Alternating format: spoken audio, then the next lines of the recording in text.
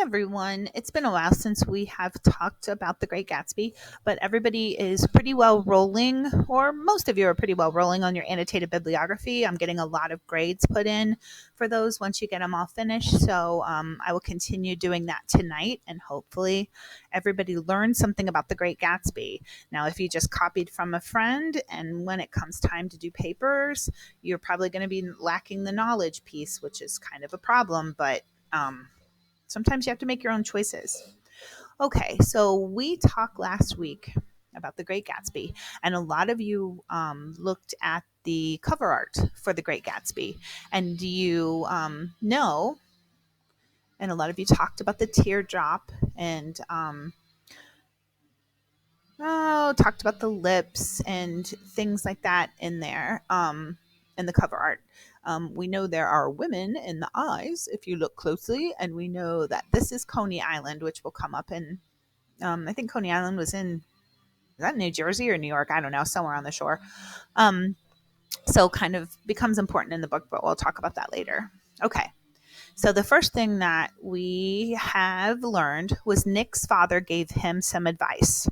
And Nick's father told him, whenever you feel like criticizing anyone, just remember not everyone has had the all the advantages that you've had. And Nick knows that's very snobbish advice. So he and his father believe that you have to be old money. Old money meaning you've had it in the family for generations in order to have fundamental decencies.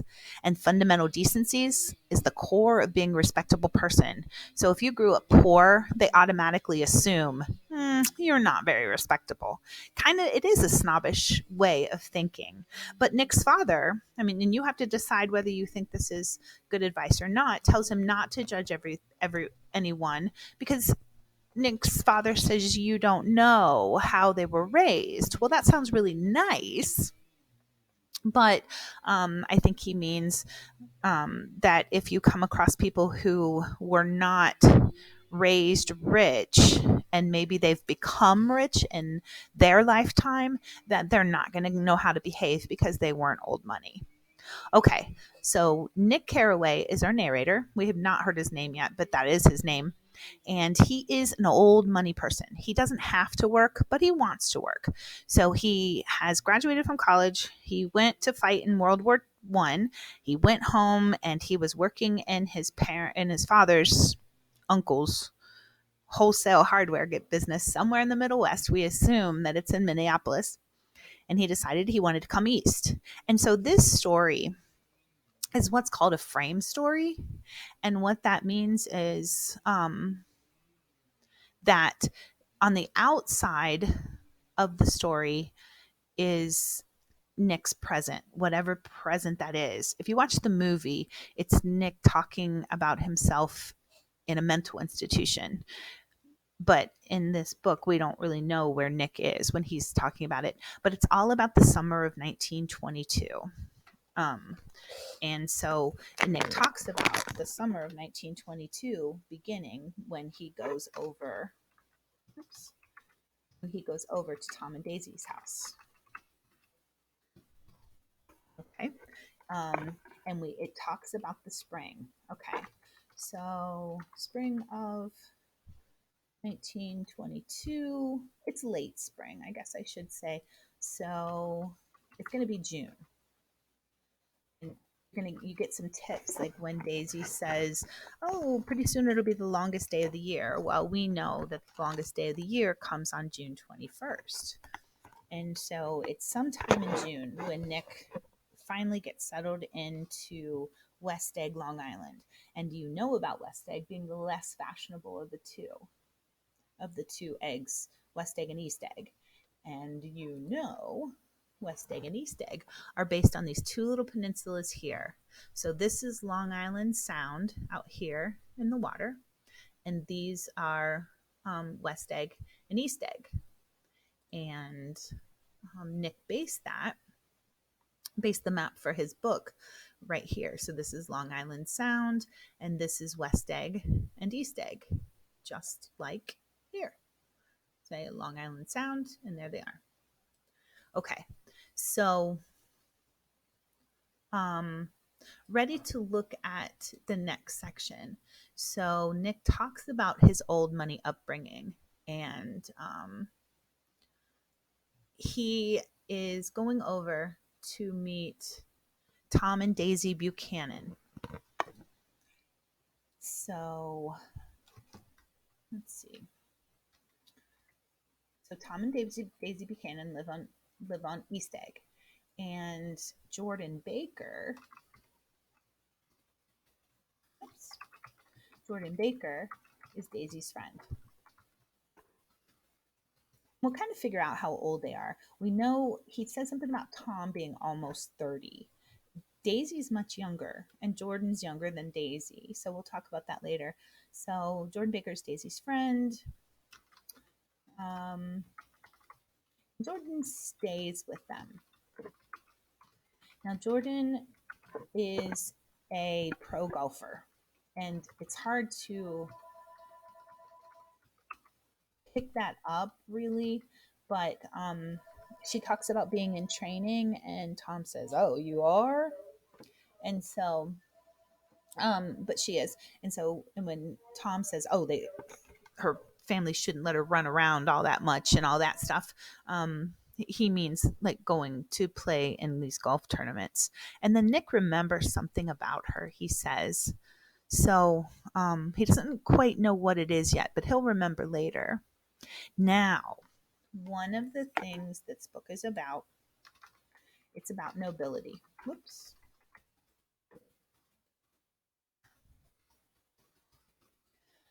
Now, as we know and we learned when we were looking at the American Revolution, um, there wasn't we have never had a king or queen in this country, so we think about nobility as kings and queens, and we've never had them in this country. In fact, we wanted to crown George Washington king, and he refused. Never had any in this country. Now, prior to movies, who were the celebrities? And celebrities were always kings and queens, nobility. Nobility before we had movie stars. And that's kind of important because, well, as you're going to see. So we get to Tom and Daisy's house, and Nick starts describing it. So it's a warm, windy evening. Now, let me talk about the wind. Wind is usually signifies change, and this is a big change for Tom or for Nick. Now, he says their house was elaborate, a cheerful red and white Georgian colonial mansion overlooking the bay. Can you picture it? Right on the water, beautiful. The lawn started at the beach and ran toward the front door for a quarter of a mile, jumping over sundials and brick walls and burning gardens. And this is supposed to sound like the Garden of Versailles. So, and Daisy's house should look and feel like Garden of Versailles. It's beautiful. And you know what happened to Louis XIV and his wife Marie Antoinette during the French Revolution, right? They had built this elaborate palace, and they were actually beheaded because all the people around them were starving. So it's an illusion, kind of.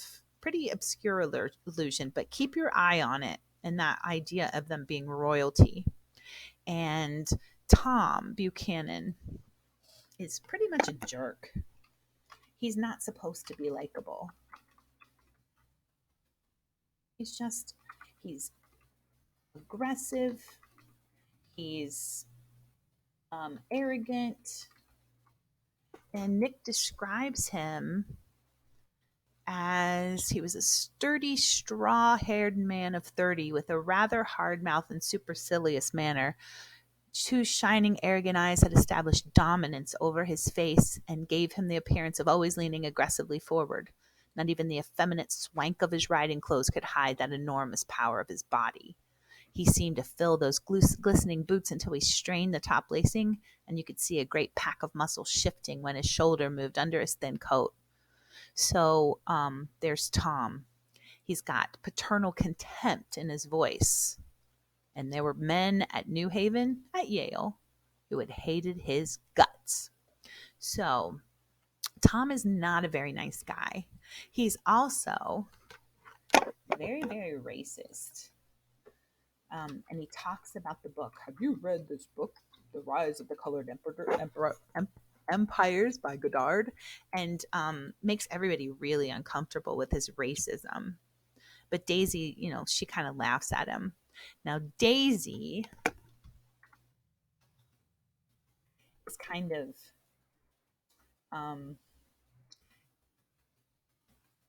she's bubble-headed. There's not a whole lot going on with Daisy. She cares about looking good. She cares about having fun.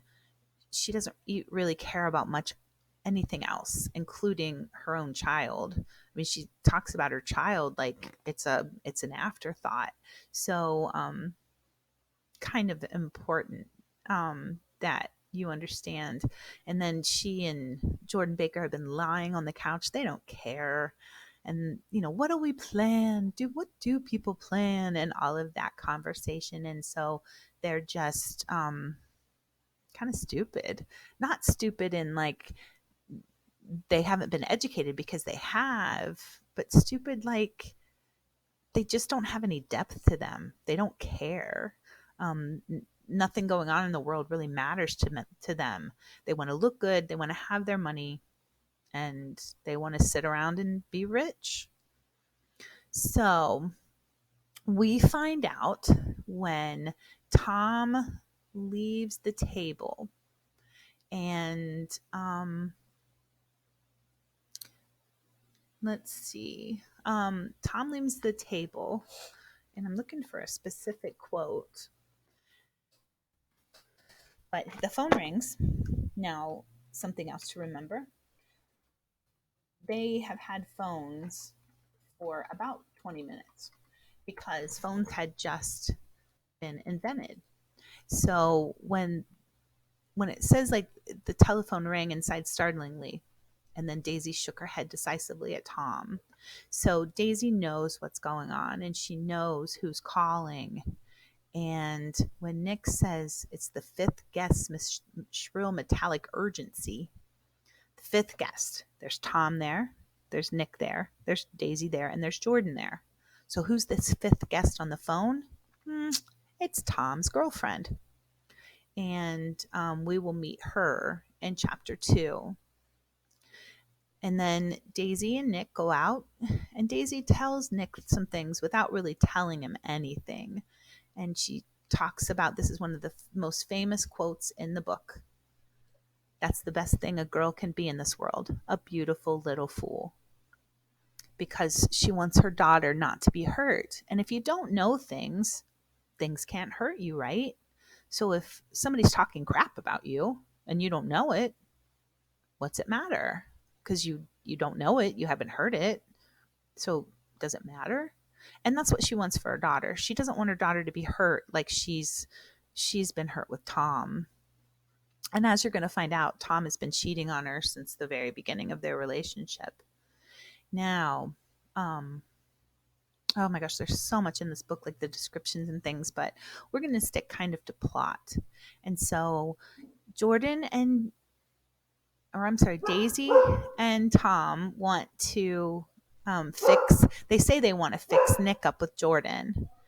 And Nick has a problem though. Nick has a girlfriend. And then, so when Daisy's like, wait a minute, and Daisy wants to fix Nick up with Jordan, but she said, we heard you were engaged to a girl out west. And Nick says, no, I'm too poor. No, Daisy says, but we heard it. We heard it from three people, so it must be true. And Nick says, well, okay. Um, and he says, of course I knew what they were referring to, but I wasn't even vaguely engaged. The fact that gossip had published the banns was one of the reasons I had come east. You can't stop going with an old friend on account of rumors, and on the other hand, I had no intention of being rumored into marriage. Nick's like, he was dating this girl so long that everybody's saying, "Oh, they're going to get married. They're going to get married," and Nick doesn't want to get married. So that's one of the reasons he's kind of running away from this idea of marriage and this girl that must have been waiting for him back home. But she'll come up again. Okay. So, and then Nick said, their interest rather touched me and made them less remotely rich. Nevertheless, I was confused and a little disgusted as I drove away. Wonder what he's disgusted about. Well, he did find out that their marriage isn't all that great. He did find out Tom's cheating on Daisy. He did find out Daisy doesn't really care if he's engaged or not. She still wants to fix him up. He did find out that Daisy has a child, but doesn't even bring her out to meet him. So there's all kinds of things to be a little disgusted at. Jordan, who's supposed to be old money and have all of these old money morality, all this old money morality and values, she doesn't even have the decency not to listen in on a phone call that doesn't concern her. So if she's so rich, why doesn't she have these fundamental decencies? Okay, now one thing I want to talk about is this new red gas pumps. Watch that because cars have just been invented, phones have just been invented, and cars have just been invented, and there's this whole new um, industry related around cars. Because remember, you have to have gas in order to have cars work, and so these things are all very new. And then Nick kind of contrasts that with the sounds of the frogs and the crickets and everything. And then he sees Gatsby. And it's really important that you remember Gatsby's image. So, Mr. Gatsby himself come out to determine what was his share of our local heavens. And Nick says, but I didn't call to him, for he gave a sudden intimation that he was content to be alone. He stretched out his arms toward the dark water in a curious way, and far as I was from him, I could have sworn he was trembling. Involuntarily, I glanced seaward and distinguishing nothing except a single green light, minute and far away, that might have been the end of a dock. When I looked once more for Gatsby, he had vanished, and I was alone again in the unquiet darkness. So our first image of Gatsby is him standing behind his house, stretching his arms out toward the water and trembling. And Nick doesn't know what he's looking at. He looked over and he just saw this single green light. That's a major, major symbol. So, okay. Once you go through this and you feel like you've read and you feel like you understand, you can always send me an email with a question. I'll get your quiz up.